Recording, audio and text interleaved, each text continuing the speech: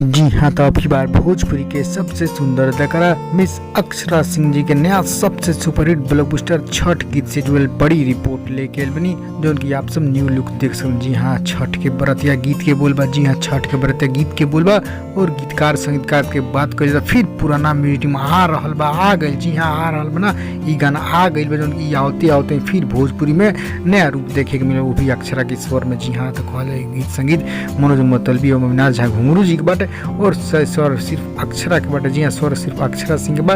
उनकी गाना आज सुबह सुबह यानी भोरे भोरे आ गए तो हल्का मचल सारा यूट्यूब पर। अभी तक कहले नया चैनल वही कारण अभी दर्शक लोग के पास नहीं पहुंचल, वही से आप लोग नया विशेष रिपोर्ट तैयार कर लें, तो सब कुछ जान सकें कौन चैनल पर आए आप लोग भी देख सकें। बस आप पूरा वीडियो अंत तक देखी। उससे पहले एक और रिक्वेस्ट करें आप सके, यदि आप भोजपुरी आ रहे हैं चैनल पर नया बानी तो जुड़ जाइए, सब्सक्राइब कर ली और एक घंटे की आप जो दबा दी।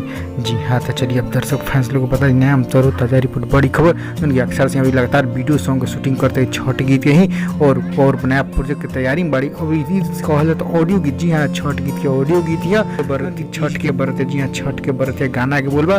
जी हाँ, ये गीत आ गए वेद इंटरटेनमेंट। जी हाँ, वेद इंटरटेनमेंट यूट्यूब चैनल पर आयल बा, आप लोग जाइए सर्च करी वेद इंटरटेनमेंट, वही पर आयल बा और आप लोग खबर को लाइक शेयर कर दी ताकि सभी फ्रेंड्स लोग जान लो आ गई अक्षरा के नया सबसे सुपरहिट ब्लॉकबस्टर छठ की, जौन की भोजपुरी रिपोर्ट। इंस्टाग्राम पास सर्च करके भोजपुरियन फॉलो जरूर करी।